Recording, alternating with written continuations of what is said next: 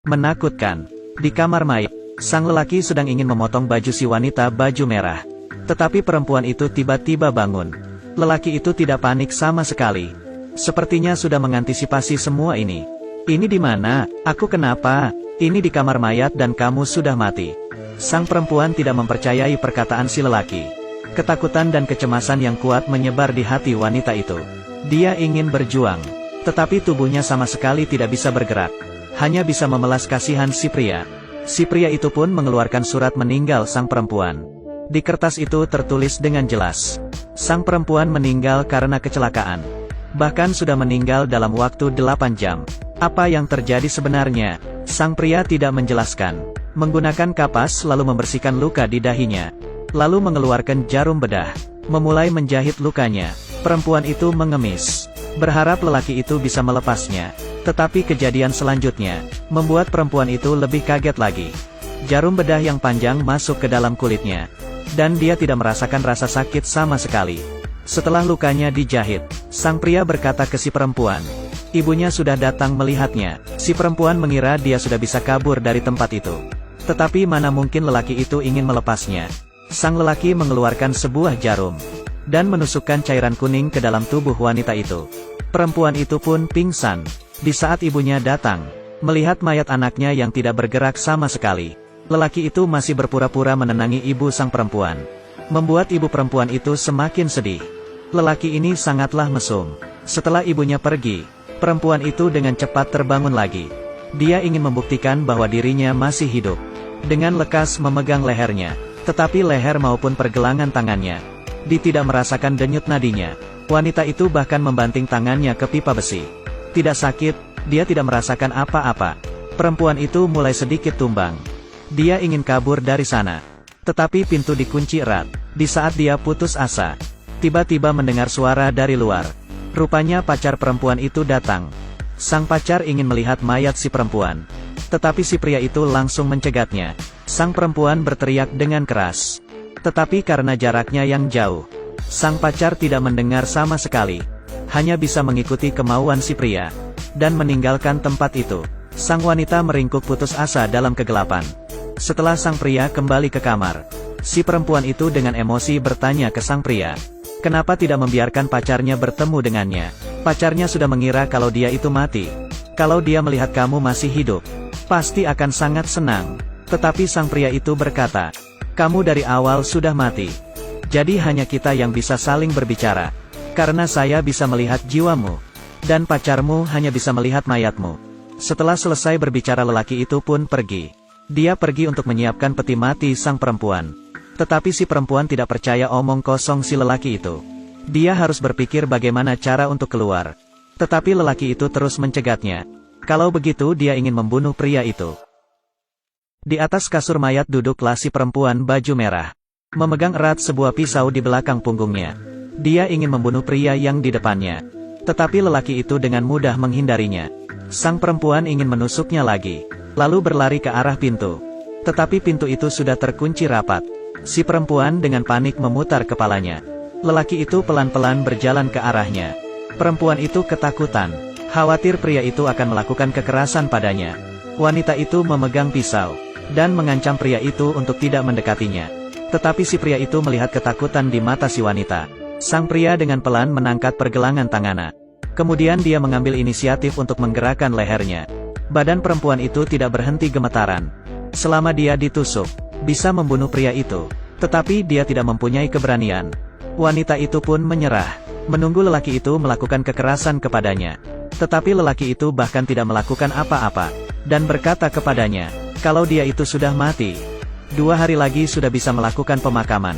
Berharap perempuan itu tidak melawan lagi. Pintu itu pun kembali dikunci. Garis pertahanan hati wanita itu runtuh juga di saat ini. Putus asa dan berbaring di atas kasur mayat. Dia telah merasakan keraguan terhadap dirinya. Apakah dia sebenarnya memang sudah mati? Setelah bangun, kesadaran wanita itu mulai stabil. Dia masih tetap berpikir untuk keluar dari sana. Kali ini barang-barang di sekitarnya semuanya terjatuh. Di dalam kamar itu menjadi berantakan. Lantai dipenuhi dengan serpihan kaca. Lelaki yang mendengarnya sebuah pergerakan langsung buru-buru ke sana. Melihat wanita itu duduk di lantai. Dia mengira perempuan itu sudah putus asa. Jadinya santai saja. Perempuan itu diam-diam berjalan ke arah pakaian sang pria. Lalu mencuri kuncinya. Lelaki itu tidak merasakan apa-apa. Lalu pergi membeli barang. Sang perempuan yang mendengar suara kepergian si pria bergegas mencoba membuka pintu. Tetapi kunci itu terlalu banyak. Dia hanya bisa mencobanya satu persatu. Dan juga karena terlalu panik. Tanpa disengaja kuncinya patah. Tetapi ini bukan yang paling buruk. Sang pria dalam waktu singkat menyadari kalau kuncinya dicuri. Lalu cepat kembali. Si wanita itu dengan sekuat tenaga menggunakan penjepit untuk mengeluarkan kunci yang patah. Dan dengan panik membuka pintu. Lalu kabur ke arah luar. Tetapi di saat dia baru saja membuka pintu, sebuah cahaya terpapar di badannya. Lelaki itu sudah pulang. Perempuan itu panik dan hanya bisa berlari ke lantai 2. Tetapi di lantai 2 tidak ada tempat untuk bisa kabur. Di saat wanita itu mulai putus asa, harapannya muncul. Dia menemui sebuah telepon. Hanya dengan bisa menelepon meminta pertolongan, dia sudah bisa kabur dari sana. Sang perempuan dengan cepat menelepon nomor sang pacar. Tetapi saat itu sang lelaki sedang patah hati. Mengira si wanita sudah mati. Tidak menunggu perempuan itu berbicara, langsung menutup teleponnya. Sang perempuan pun putus asa. Sebenarnya perempuan ini sudah mati atau masih hidup? Dia terus berpikir kalau dirinya itu belum mati. Tetapi lelaki itu melakukan cara lain. Biarkan dia percaya sepenuhnya bahwa dia sudah mati. Pria itu menarik selembar kain. Cermin besar muncul di depan wanita itu. Sang perempuan melihat dirinya sendiri di cermin itu. Mukanya pucat seperti orang mati. Seperti zombie. Sekarang dia akhirnya percaya dengan si lelaki. Dia sudah mati. Perempuan ini pun sudah tidak melawan lagi. Hanya bisa dengan diam-diam menunggu pemakaman. Muka lelaki itu memperlihatkan sebuah senyuman. Setelah perempuan itu bergerak, muka lelaki itu berubah, dan bernafas di depan cermin. Di cermin itu pun ada embun. Ini membuktikan bahwa nafas sang wanita itu ada suhunya. Perempuan itu tidak mati. Tetapi belum juga perempuan itu mengangkat kepalanya. Lelaki itu menggunakan sapu tangan dan menghapus kabut itu. Tetapi lelaki itu juga tidak kepikiran. Hal ini bisa dilihat oleh laki-laki di luar jendela. Lelaki itu adalah muridnya sang perempuan. Keesokannya, lelaki itu bergegas memberitahu pacar sang perempuan. Pacarnya terus memikirkan sang perempuan sampai sudah mau gila. Tidak peduli berita itu benar atau tidak. Dia langsung menuju ke tempat tersebut. Tidak mempedulikan cegatan lelaki itu. Langsung masuk ke dalam kamar. Tetapi pintu kamar mayat itu dikunci. Sang pacar dengan sekuat tenaga mendobrak pintu itu. Berharap ada respon dari sana. Ini adalah kesempatan yang paling baik untuk wanita itu kabur. Tetapi dia sudah menyerah. Karena jauh di dalam hatinya, dia sudah mengira dirinya itu benar-benar sudah mati. Tidak ingin menyusahkan orang lain. Sampailah di hari pemakaman wanita itu. Terbaring di dalam peti mayatnya, sang perempuan mengatakan permohonan terakhirnya. Dia ingin melihat sekali lagi penampilannya sendiri. Sang lelaki membawakan cermin. Sang perempuan melihat dirinya yang cantik. Melihat warna lipstik yang sangat hidup. Satu nafasnya membuat kabut di cermin tersebut. Sang perempuan pun mengerti. Dia belum mati. Dia sudah dibohongi oleh pria itu. Dia ingin terus hidup. Tetapi sang pria menahan tangannya dengan kuat. Lalu menyuntik lehernya. Dengan obat yang masuk ke dalam tubuhnya. Perempuan itu pun pingsan. Lelaki itu mengambil kamera. Lalu memfotoi perempuan tersebut. Pemakaman dilanjutkan. Para kerabat datang untuk berduka. Bulu mata sang perempuan tidak berhenti bergerak. Tetapi tidak ada orang yang menyadarinya. Di akhir acara pemakaman, pacarnya datang. Dia memakaikan cincin di jari perempuan itu. Memberikan ciuman terakhir. Tetapi di saat dia memutar badan untuk meninggalkan tempat itu, mulut perempuan itu sedikit bergerak. Sayangnya dia tidak melihatnya. Perempuan itu pun bangun, dan telah dikurung di bawah tanah. Dia berteriak putus asa, menggunakan kedua tangan mendorong pintu peti. Tetapi tidak ada orang yang bisa mendengar suaranya.